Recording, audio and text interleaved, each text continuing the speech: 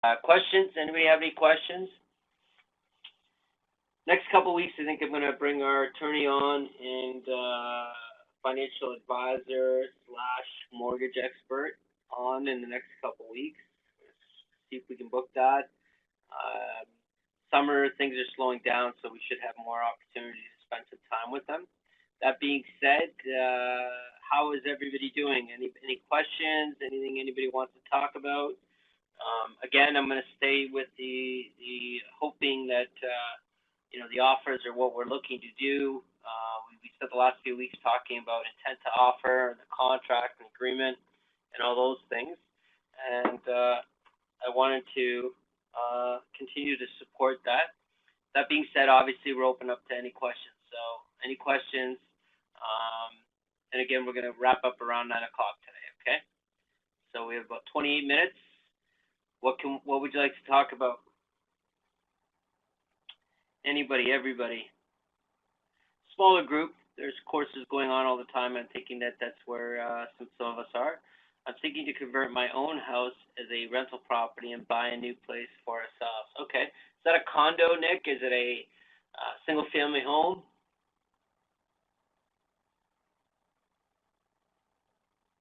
Single family. Okay. And is there a mortgage on it? 2 doors? Oh, it's 2 doors. Upstairs and downstairs? Is that what it is?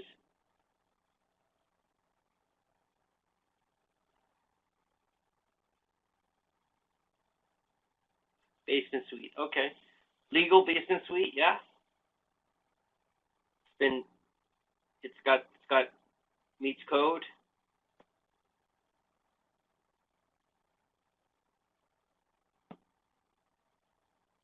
Few steps left to get. Okay. Good. Good. Because that'll obviously increase the value of the property. And any equity we can pull out of the property?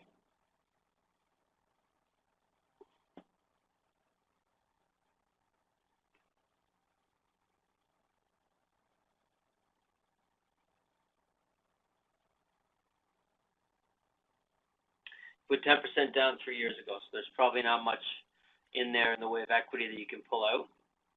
Obviously, you can check with your mortgage broker slash bank. Typically, it's 80% loan to value minus the mortgage. So the mortgage, if it was $100,000 property, put 10% down, that'd be 10,000. There'd be remaining, say, 90,000. 3 years, you probably paid maybe 10 to 15,000. You might have a few $1,000s that you might be able to pull out, but we'd have to run the numbers on it.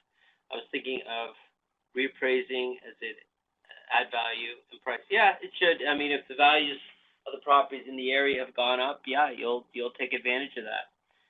The thing is, Nick, is you wanna ask yourself, am I gonna make money renting it out? Would you make money renting it out, Nick?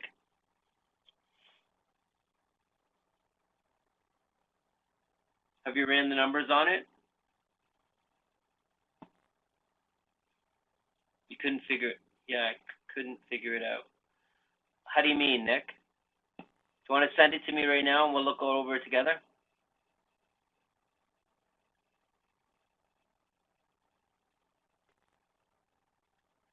Okay, perfect.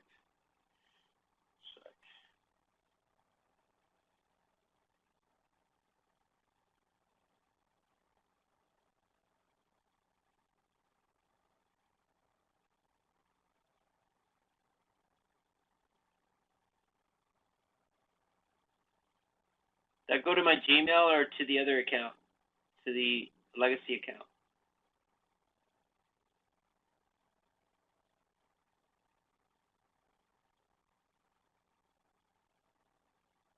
You can send it to the Gmail account. Either or is fine. Just either or.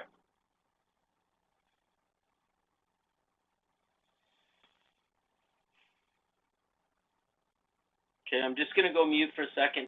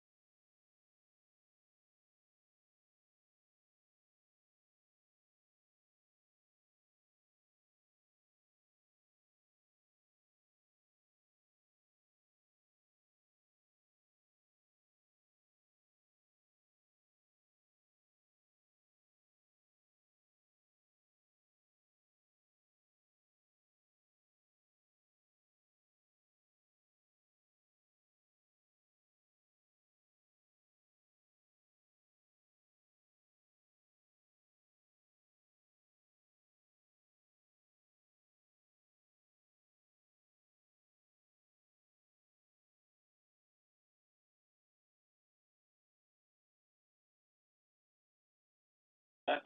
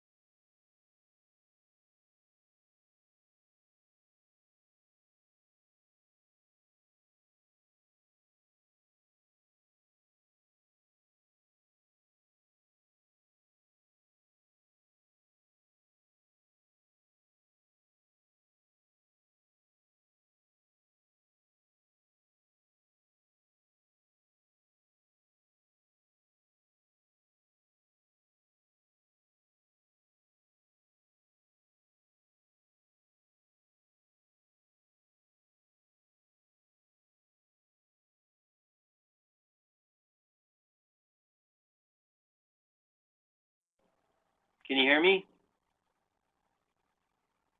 No sound. Okay. Nick, you can hear me? Yes, you can hear me now, everybody? Okay. All right. Okay. See something here.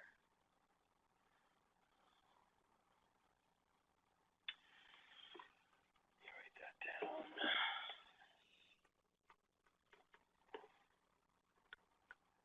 Okay. All right. So, you said the tax assessment was $425, correct? So, still no audio? If you can hear me, type in yes or Y. Okay. Okay. So, Vivian has no sound.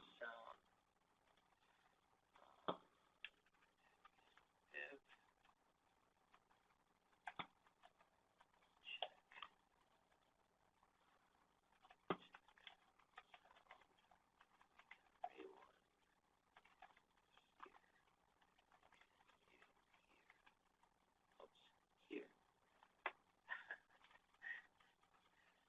Okay. So, Vivian, can you hear me?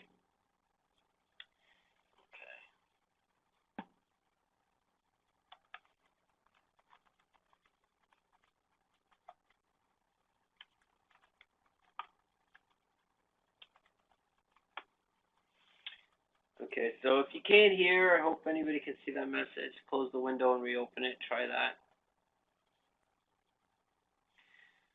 Okay, so 425, we'll let Vivian do that. 425 is the tax assessment, so I'll log out.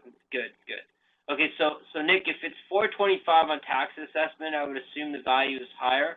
I would get an appraisal because it's not correct. 425 is not the value.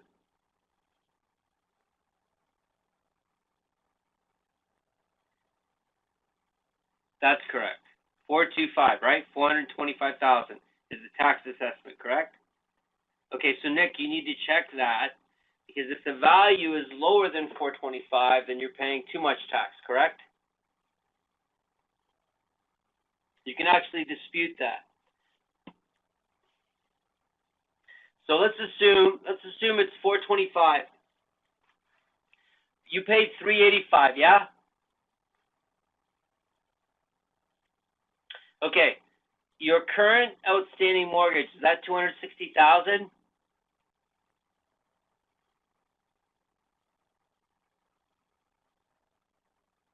$318. Okay, so let's do this. Let's get this to 318, okay?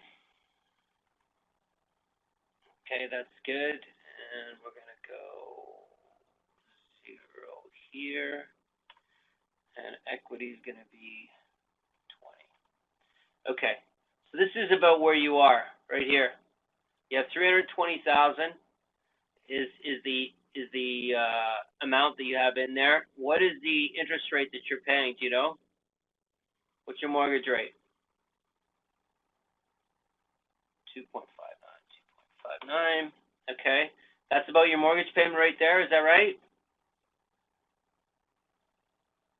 Okay. All right. So we're right on track. Okay. What's the estimated rent is $2,500 that you can get for this? Yes. Okay. All right. So vacancy, maintenance, and property management, we have at 10. So are you going to manage it? Is that what you're saying? You're thinking you're going to manage it? Okay. All right. And you put in the taxes and the insurance. That's taxes and insurance, right? You said taxes were $255 a month. Taxes are not correct. Okay. So you said $255 a month?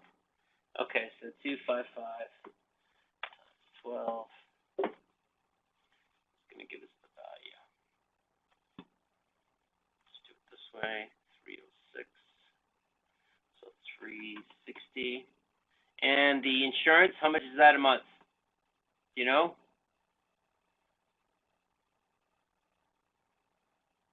$135.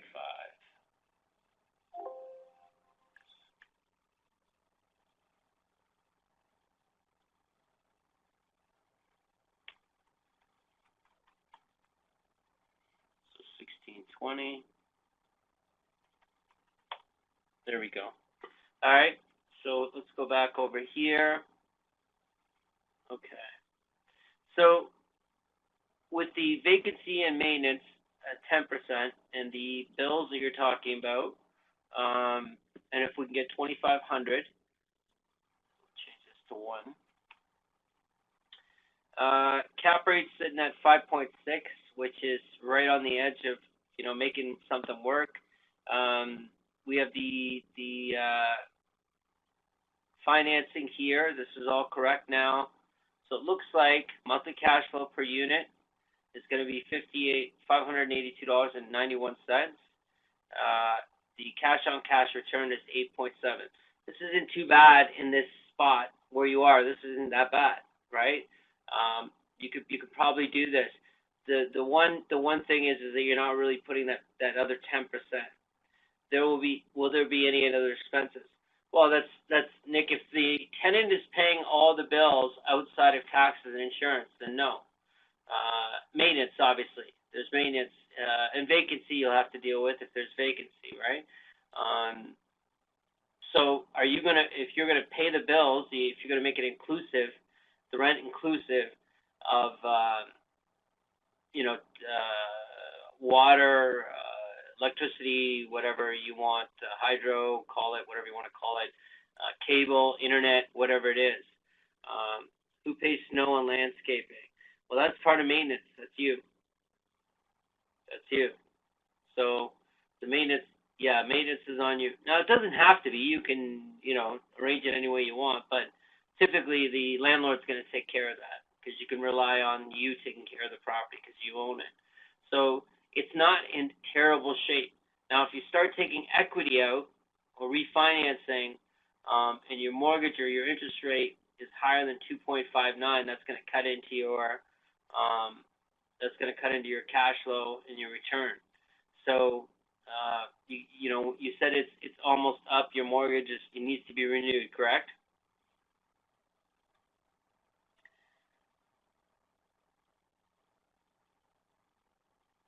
In 1.6 years. Okay, that's what that says, right? 1.6 years. Okay. Well, we'll see what happens then. The steps that I would consider taking right now is getting an appraisal done. So what I would do is probably go to your bank and say, I'm thinking of getting a line of credit from you. Okay? And I want to see if my house value is increased enough for me to get a line of credit. That way they'll do the appraisal for you and give you a true assessment. And then you'll know where you're sitting and they'll pay for the appraisal. And maybe there is an opportunity for you to see that you could maybe take some money out. Currently, right now, there's not much there if it's sitting at 400. If it's 425 or 450, because if the tax assessment is 425, I would guess you probably could get away with 450. Then we'd be in a different situation, right? Because then we'd have here.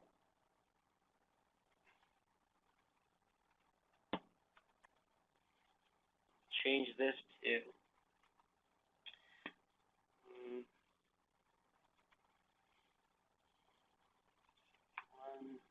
yeah, right about there, 29. Okay, so you can see that if it comes in at 450, you have 318 left, around 318. There's $130,000 in equity. They're only going to let you take 80% of that, right? So 80% of 450 minus the existing mortgage, right? So 80% of that we already saw was 360. So 360 would give us 90. So 90,000.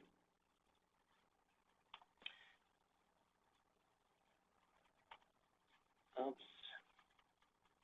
Give me one sec.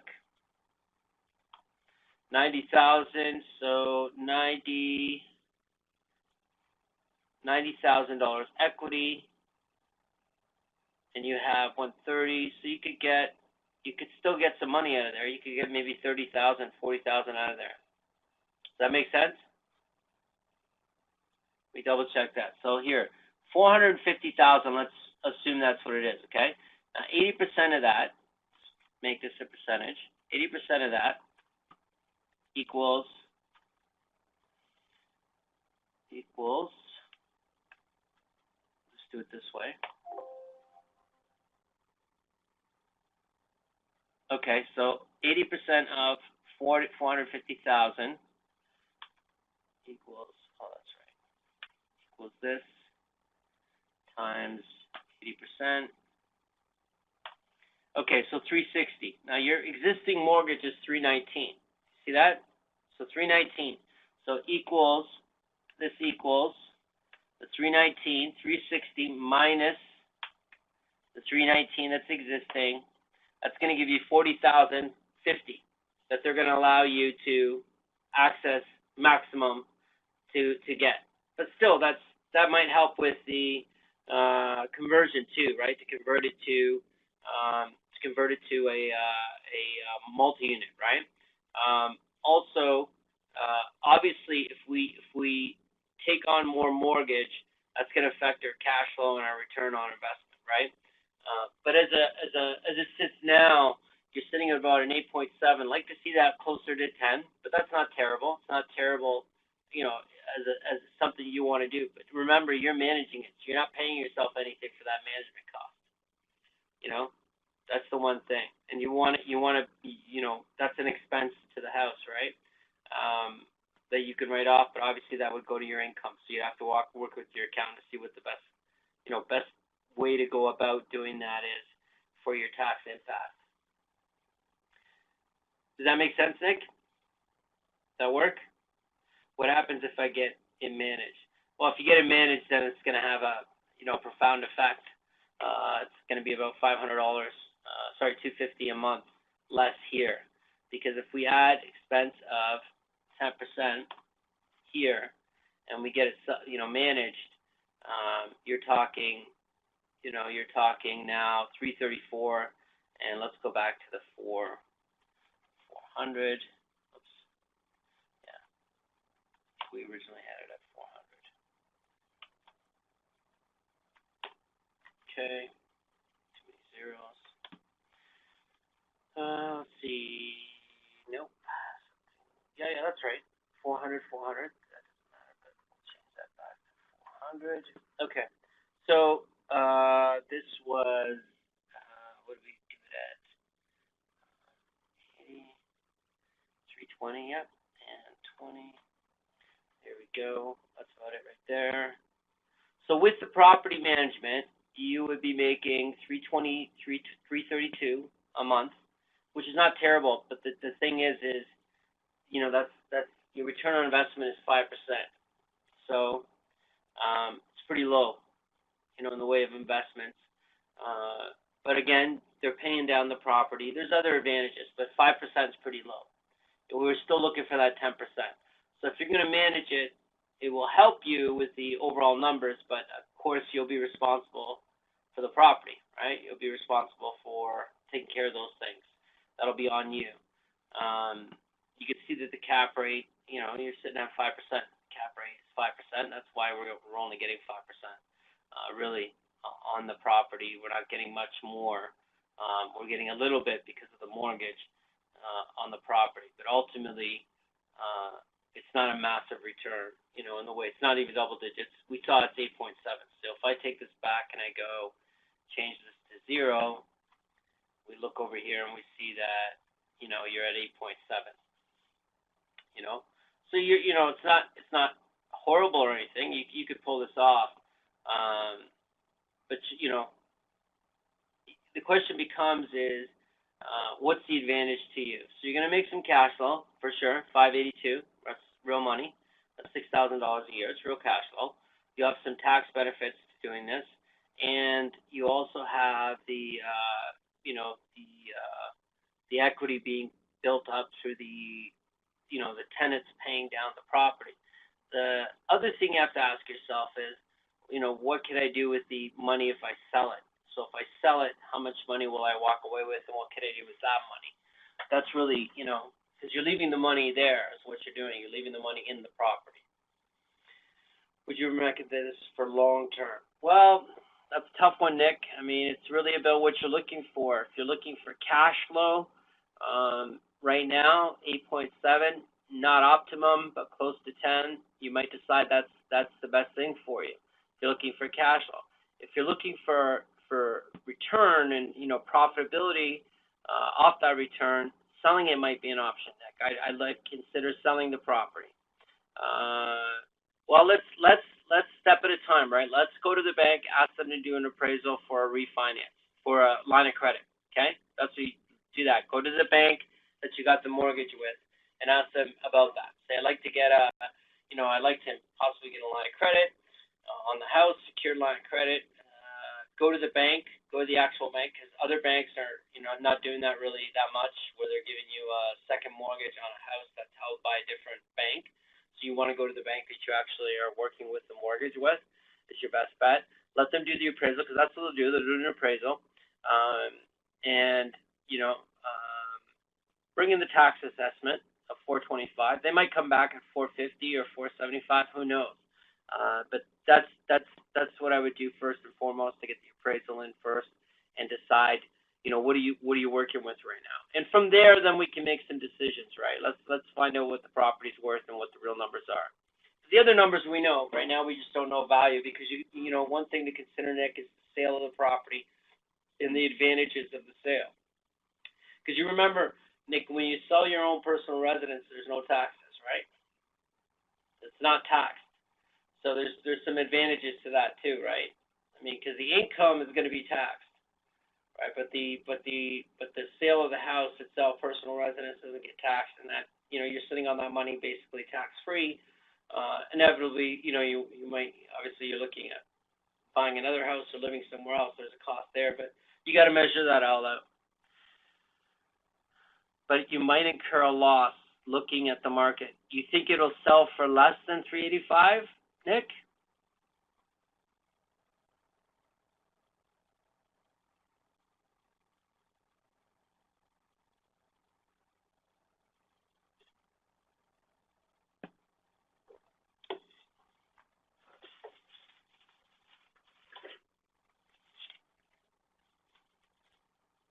Not somewhere around 385 to 390. Okay, so Nick, if that's true, then your tax assessment is wrong, correct?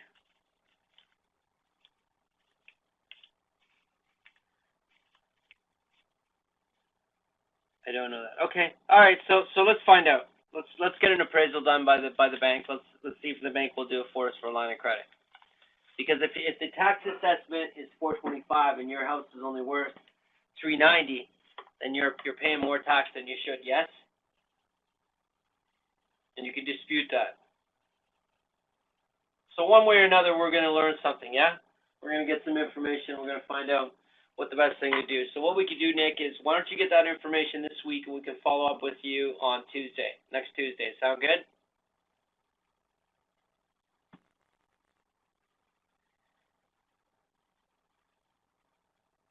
Can I go back to ask City to pay overage if it was wrong? Well, what you're going to do, you got to remember that the assessments they're not done every year, right? They do assessments over a period of years, but you can dispute the value if the value has changed, right? So first things first, let's get the appraisal done. First, let's get the appraisal done before we talk about next steps for what you can do. Definitely, you can actually you can get them to say, hey, my house isn't worth this. I'm not paying this for taxes. That assessment, they're basing that on an assessment. So yeah, let's learn something this week, and then we'll follow up with you next week. Okay, Nick, sound good? Excellent. All right. Any other questions before we wrap up? Again, it's 9 o'clock. I said I'd do a 30-minute today. My apologies if any of you wanted to talk about something else. I got a few minutes. I don't want to rush off. Just had a prior commitment. So does anybody have any other questions before we wrap up?